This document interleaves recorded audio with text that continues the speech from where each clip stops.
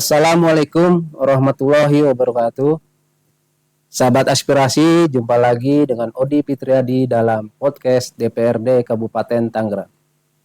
Kali ini kita akan membahas seputar kiprah dari anak-anak muda di Parlemen Tangerang. Kenapa disebut anak-anak muda? Maksudnya anggota DPRD Kabupaten Tangerang dari kalangan anak-anak muda, tokoh pemuda di Tangerang. Salah satunya yang kita datangkan hari ini adalah Bapak Muhammad Rafiuddin LC. Selamat datang Pak di studio kami. Terima kasih Pak Odi telah diberi kesempatan untuk hadir di acara podcast kali ini. Nah, sahabat aspirasi, perlu diketahui Pak Rafiuddin ini adalah anggota DPRD hasil pemilu 14 Februari 2024 lalu ya, 2024 lalu. Beliau dari PKB, Partai Kebangkitan Bangsa. Nah, perlu diketahui pula Pak sahabat aspirasi, Pak Rafiuddin ini adalah salah satu anggota DPRD Kabupaten Tangerang yang berusia sangat muda.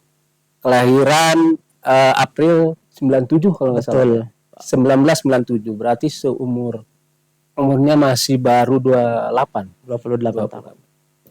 Nah, sahabat aspirasi, langsung aja kita akan bedah kiprah dari Pak Rafiuddin ini dalam podcast kali ini. Pak Rafiuddin, apa yang melatar belakangi Bapak untuk maju menjadi anggota DPRD Kabupaten Tangerang?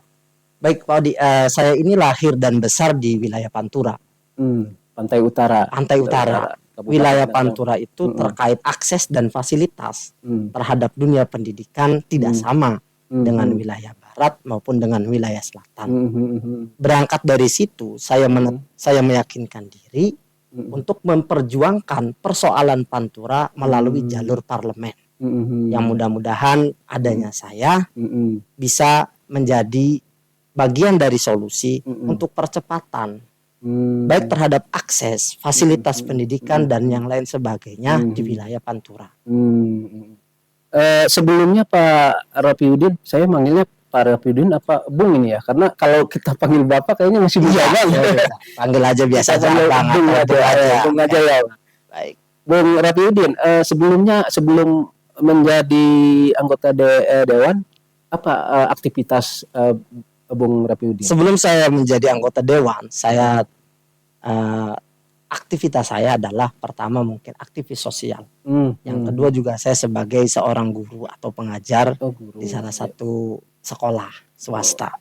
Guru apa itu Pak? Guru sekolah SMP Pak. Maksudnya materi pendidikan saya, karena saya adalah alumni dari Universitas Al-Azhar Kairo, saya terkait dengan keagamaan. Mata pelajaran agama ya, khususnya agama Islam. Iya betul. Dari situ apa yang terlintas di Pak Bung Rafiuddin untuk menjadi anggota Dewan gitu? Saya terlintas ketika saya berjuang di jalur parlemen, otomatis akan banyak kebijakan yang bisa saya inisiasi terkait dengan fasilitas pendidikan, akses pendidikan, dan yang lain sebagainya, itu mungkin bisa diperjuangkan melalui jalur parlemen. Sebelumnya Pak, apakah perjuangan itu dianggap lemah atau bagaimana waktu masih menjadi guru atau aktivis pendidikan? Betul, karena tidak memiliki akses. Kan misalnya Bapak bisa menyampaikannya lewat anggota Dewan atau melalui dinas terkait. Pernah disampaikan. Saya dulu ketika menjadi mahasiswa, saya pernah membawa satu proposal terkait dengan beasiswa pendidikan teman-teman saya yang ada di Mesir. Saya keliling di beberapa OPD. Saya keliling di beberapa pemerintah daerah yang ada di wilayah provinsi. Dan saya banyak mendapatkan pelajaran karena waktu itu kurang mendapatkan perhatian. Mungkin bisa saja dengan saya masuk langsung di jalur parlemen, saya bisa memperjuangkan itu. Makanya sekarang Pak Rafiuddin lebih concern ke Bidang pendidikan. Konsen saya di bidang pendidikan untuk Berarti sekarang ditempatkan di komisi berapa? Saya ada di komisi 1, Pak. Komisi 1 itu bidang Meliputi pemerintahan, hukum dan HAM. bukan pendidikan. Bukan berarti. Pendidikan. Apakah ini tidak berseberangan dengan niat Bapak untuk Tidak, nggak ada. Nggak ada. Tapi tetap akan memperjuangkan salah satunya pendidikan. Apa sih Pak? Bung ya, saya lupa lagi. Apa sih Pak yang menginisiasi Bapak untuk lebih concern kepada bidang pendidikan? Apa sih selama ini melihat pendidikan di wilayah Pantura ya Pak khususnya? Bagaimana sih menurut Bapak itu? Saya mendapati beberapa kasus Pak. Artinya banyak teman-teman kita yang mereka punya kapasitas untuk melanjutkan di perguruan tinggi, tetapi mereka tidak punya kesempatan. Contohnya gimana Pak? Contoh, dia punya keinginan yang kuat, otaknya mumpuni, belajarnya cukup handal, tetapi tidak punya kesempatan untuk melanjutkan perguruan tinggi. Karena apa? Contoh misalkan Hampura, karena ekonominya yang tidak mumpuni, akibatnya sekolahnya terputus. Itu banyak ya? Banyak anak putus sekolah. Anak putus itu khususnya untuk di perguruan tinggi. Oh, untuk masuk perguruan tinggi. Perguruan tinggi berarti selevel ini ya SMA ya, lulusan SMA. Lulusan SMA. Itu banyak di Pantura. Banyak di Pantura. Khususnya di wilayah Dapil Bung Rapudin ya, di mana tuh Mekar Jaya, Mekar Baru, Keronjok, Kresek, Mauk, Kemeri ya, sama Sukadiri. Oh, jadi memang dasarnya itu adalah banyak anak-anak atau anak muda yang tidak bisa melanjutkan ke jenjang pendidikan gitu ya. Pendidikan tinggi ya khususnya Pak.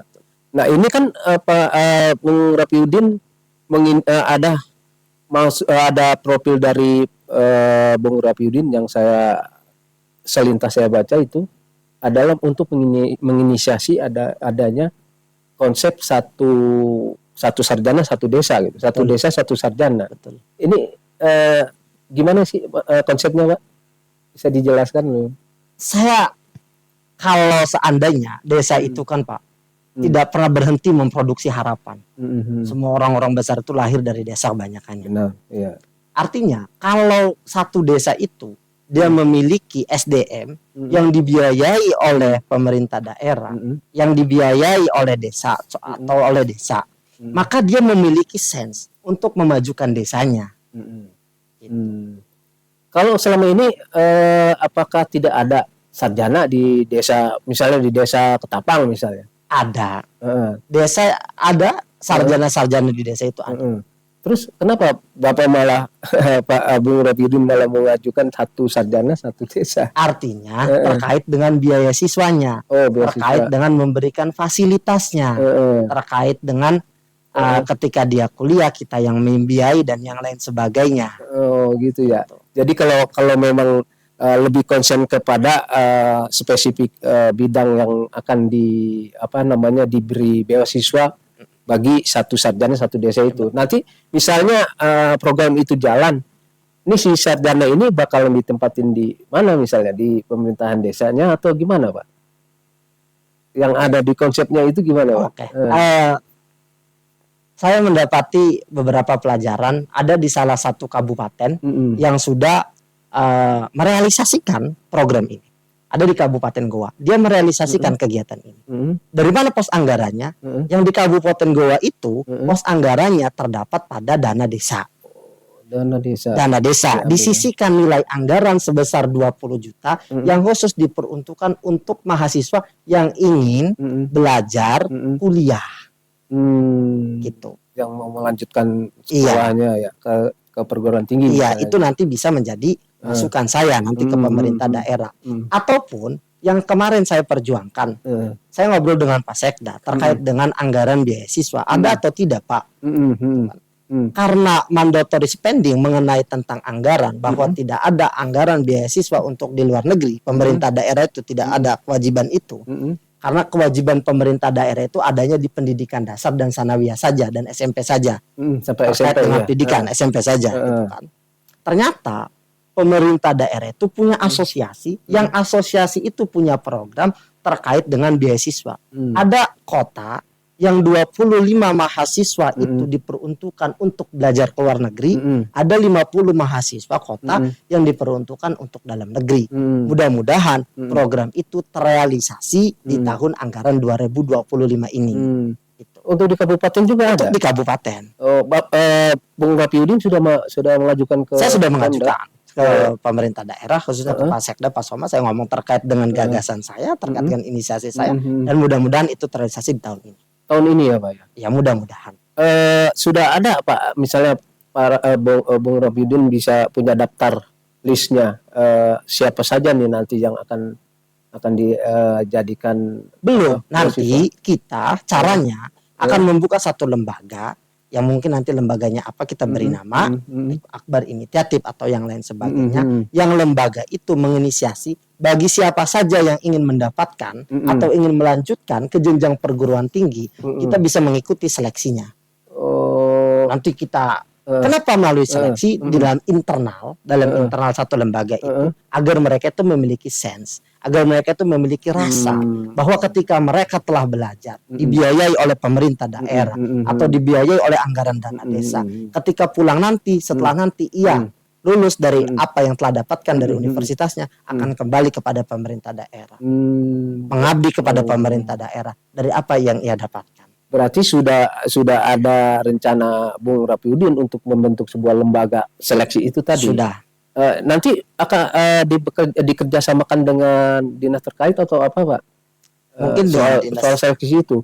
Mungkin dengan seleksinya itu menyangkut hal-hal teknis yang bagaimana nih Pak? Misalnya apa gitu? Misal kriteria apa tergantung nanti Pak. Mungkin nanti yang kita buka itu ada beberapa fakultas. Contoh, atau dia kalau misalkan ingin fakultas keagamaan, otomatis yang diseleksi adalah mengenai tentang keagamaannya, ideologinya, dan yang lain sebagainya. Kalau dia pada wilayah umum, apa nanti yang akan menjadi konsen dia? Tergantung pada sub-sub bidang apa yang nanti akan jadi ahlinya. Kalau melihat hal-hal mendasar begitu Pak, apa yang menjadi prioritas untuk menciptakan sarjana yang handal untuk di desa nih Pak? Apa Pak yang paling banyak dibutuhkan untuk desa? Terkait dengan pemanfaatan sumber daya alam. Maksudnya sumber daya alam? Sumber daya alam otomatis di desa sekarang ada pertanian, ada sawah, tapi anak-anak kita kurang inovasi terkait dengan pemanfaatan lahan ini untuk apa. Kalau misalkan satu desa atau kalau misalkan ada seorang sarjana di desa itu yang dia lulusan dengan di bidang pertanian, bisa menginisiasi dan menginovasi terkait dengan pemanfaatan lahan dan yang lain sebagainya. Apakah itu juga kan sudah ada dinas pertanian Pak? Betul. Sudah ada badan penyuluhannya. Betul. Terus kepada warga juga dinas pertanian sudah berupaya untuk memberdayakan masyarakat untuk menjadi petani atau budidaya peternakan, perikanan. Apakah itu tidak berseberangan dengan nanti konsep nanti si orang anak yang kita biayai sekolahnya itu, yang kita biayai kuliahnya, dia bisa masuk ke dinas, dia bisa memberikan inovasi-inovasi baru. Oh, tujuannya ke sana ya? Tujuan salah satunya tujuannya itu. Agar si sarjana ini justru lebih lebih fokus ke bidangnya itu ya tadi. Iya, betul. Berarti kalau memang konsep satu sarjana satu desa itu harus lebih banyak, bukan hanya satu Pak. Berarti harus lebih banyak sarjananya. Betul. Karena bidang sesuai bidang yang dibutuhkan di desanya itu kan. Tapi gitu, untuk permulaan sebagai ibtidah, sebagai permulaan, mungkin inisiasinya satu desa satu sarjana, mungkin kedepannya kan bisa berkembang. Iya benar. Mudah-mudahan. Iya. Apakah ini sudah Bung Rapiudin sebelumnya juga udah membahas soal ini sebelum menjadi anggota dewan, misalnya sudah banyak berdialog dengan banyak elemen masyarakat di desa atau dengan kepala desanya atau dengan camatnya, pernah nggak Pak punya berdialog dengan mereka ini? Berdialog mengenai tentang itu sudah pernah. Iya. Ya sudah. Terus apa tanggapan mereka Pak? Ya bagus Pak. Bagus gitu. Karena satu daerah dikatakan maju, satu daerah dikatakan berkembang, Itu tergantung sumber daya manusianya, Pak. Kalau kita dari awal sudah membibitkan atau yang memberikan bibit terhadap sumber daya manusia kita, mudah-mudahan itu sebagai salah satu solusi. Kalau di wilayah Pantura kan berarti ada perikanan gitu ya, Betul. perikanan sama pertanian. Nah berarti di situ fokusnya ya Pak ya, untuk menciptakan sarjana di bidang Pertanian dan perikanan. Salah satunya ya, termasuk kelautan kan ya. Nah ini dari info yang kita terima juga nih ya Pak, Bung Rafiuddin adalah lulusan dari Mesir ya. Betul. Universitas Al-Azhar ya. Nah, perbedaan apa sih yang dirasakan oleh Bung Rafiuddin, perbedaan pola pendidikan di Mesir dengan di Indonesia, atau khususnya di Kabupaten Tangerang lah. Kabupaten Tangerang sistemnya kan ada satu perbedaan Pak, yang saya dapati di Mesir itu Pak, kalau ada orang berprestasi entah dari bidang apa, dia diambil, kemudian dia benar-benar takhusus, dia benar-benar ditempatkan di satu tempat, diajari benar-benar, dikader benar-benar sampai ia menjadi ahli. Langsung dicomot gitu. Langsung diambil, kemudian dia benar-benar dikader sampai dia menjadi ahli. Di sini ada nggak Pak yang begitu? Di mana? Di Tangerang misalnya, di Kabupaten Tangerang lah. Pernah nggak Pak? Saya belum pernah mendapati. Belum pernah menemukan itu. Belum ya? pernah menemukan. Padahal kan gini, contohnya gini, ada di pemberdayaan masyarakat kan ada dulu pameran teknologi tepat guna. Ya. Nah, tapi hasilnya kan bagus-bagus tuh Pak. Tapi akhirnya cuma muncul begitu aja tanpa tindak lanjut yang pasti. Iya. Nah ini apakah yang begini ini apakah nanti oleh Bung Rafiuddin akan lebih dikencengin atau gimana?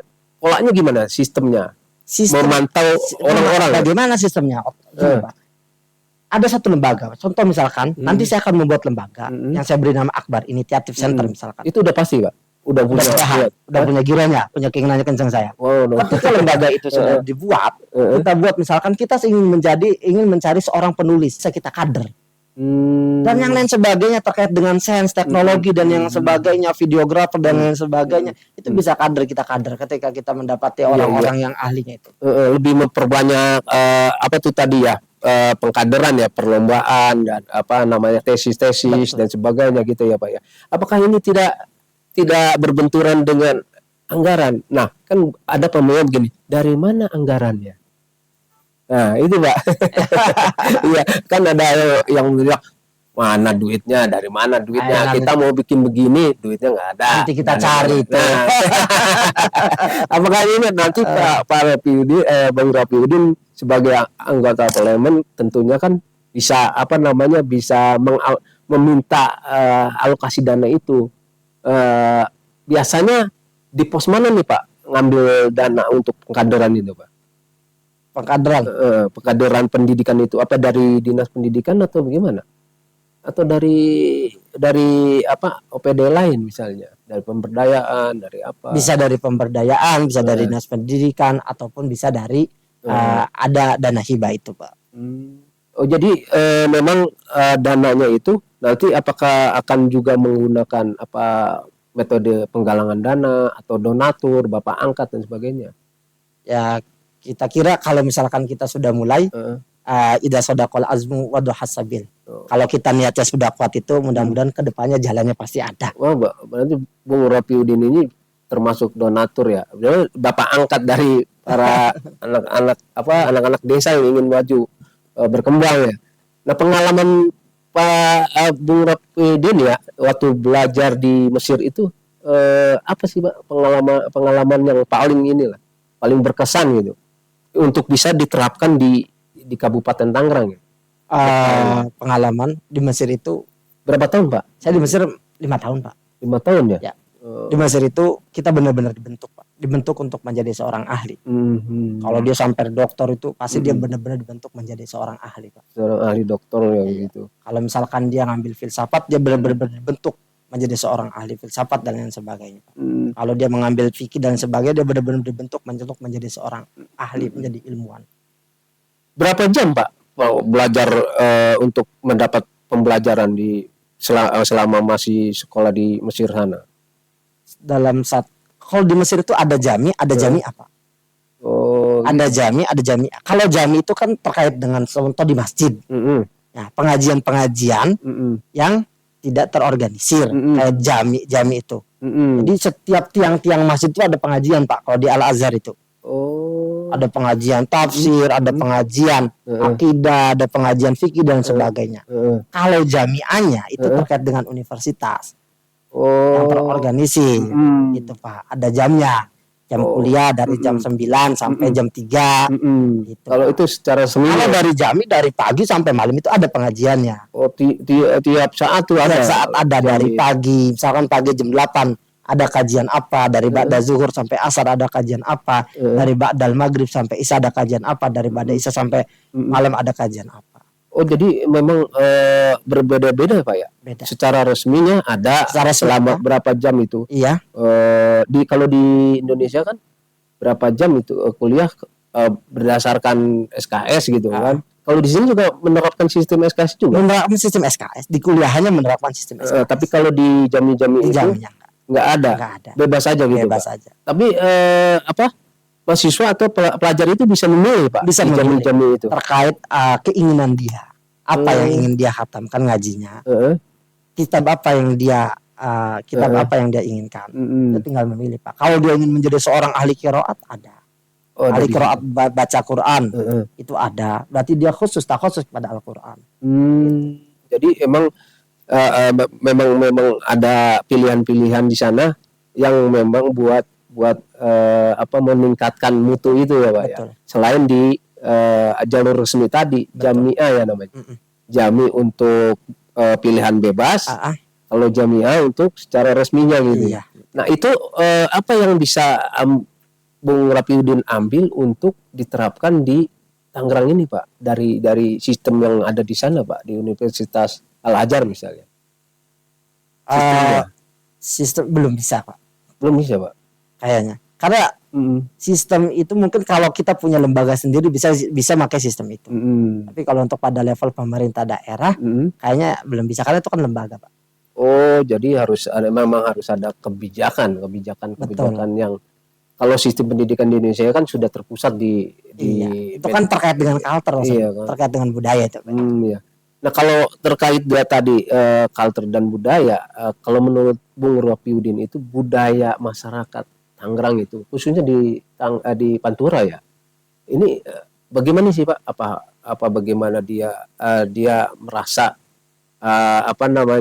ada anggapan bahwa masyarakat di kawasan Pantura misalnya orangnya masa bodoh, tanpa mau belajar, kerjanya cuma ya melaut dan sebagainya, tidak mau mengembangkan diri. Menurut Pak Bung Rafiuddin sendiri gimana ini? Enggak, kalau bagi saya mungkin ada beberapa, ada juga yang enggak, Pak. Kebanyakan kita itu memang tergantung yang ada fasilitasnya, Pak. Kalau segala bentuk apanya difasilitasi, orang-orang itu akan terpacu untuk melakukan hal-hal yang lebih. Jadi memang karakternya memang harus digebrak-gebrak dulu gitu. Iya, betul. Apalagi kalau sekarang kan Pantura itu katanya tertinggal dari wilayah tengah, wilayah selatan, wilayah barat juga kan. Nah, ini upaya dari Bung Rafiuddin untuk meningkatkan kemajuan dari anak-anak muda, kemauan dari anak-anak muda di Pantura itu bagaimana, Pak? Apa yang nanti akan Bung Rafiuddin lakukan? Tadi kan salah satunya membentuk lembaga, lembaga akbar gitu kan. Nah, selain itu, Pak, misalnya mau ngasih apa gitu kan, gitu, Pak. Nanti kita melihat potensi-potensi yang ada. Ketika potensi-potensi itu kita lihat adanya di bidang apa, kita akan hadir memberikan bantuan, memberikan semangat dan yang lain sebagainya. Kalau memang sudah ada rencana itu, Pak Bung Rafiuddin sudah punya blueprintnya untuk diaplikasikan agar agar konsep tadi ya, konsep yang Bung Rapiudin janjikan itu bisa terlaksana. Apa sudah punya blueprintnya, Pak? Misalnya yang akan dibawa di parlemen ya, diperjuangkan di parlemen sampai goal nantinya. Itu loh, Pak. Apakah udah punya blueprintnya, Pak? Sedang disiapkan. Berarti Bung Rapiudin udah punya tim ya? Udah, Pak. Oh, tim. Nanti awalnya sekarang tim lagi bekerja apa nih, Pak? Membuat satu skema terkait dengan memfasilitasi orang-orang yang ingin kuliah, ingin melanjutkan ke perguruan tinggi. Banyak nggak, Pak, orang-orang yang sudah berminat untuk melanjutkan kuliahnya? Banyak, Pak. Udah banyak. Udah ada berapa, misalnya ada ratusan atau belum? Kalau ratusan, tapi karena kita belum membumbungkan itu. Tapi sudah menginformasikan ke desas-desusnya sudah ada. Oh, baru sebatas wacana, baru kabar-kabar gitu ya, Pak. Dari mulut ke mulut, Paling banyak itu, Pak, di anak-anak Pantura itu gemarnya apa sih, Pak? Maksudnya bidang pendidikannya itu yang mereka pengenin gitu. Teknik kesenian banyak, Pak. Teknik kesenian. Oh, yang teknik apa dia misalnya? Teknik mesin, motor, dan lain sebagainya itu banyak, Pak. Jadi memang mereka butuh untuk memajukan itu ya, Pak ya. Nah, sahabat aspirasi, perlu diketahui juga bahwa Bung Rapiudin Akbar ini, Muhammad Rapiudin Akbar ini adalah orang anak muda asli dari Tangerang ya, khususnya dari Pantura. Beliau konsen di bidang pendidikan, meskipun sekarang sudah masuk sudah di parlemen, tapi dia di Komisi 1 ya. Nah, Komisi 1 ini membidangi pemerintahan tadi. Nah, bagaimana Bung Rapiudin untuk menyingkronkan tadi konsep konsen pendidikan Bung Rapiudin dengan komisi yang Bung Rapiudin tangani sekarang, khususnya untuk untuk memajukan pendidikan di Pantura? Kalau kita di parlemen itu kan terkait dengan komisi, Pak, itu tidak terlalu kaku gitu, Pak. Bisa masuk jalur lewat lintas komisi. Bisa diperjuangkan melewati lintas komisi, baik lewat fraksi dan lain sebagainya, Pak.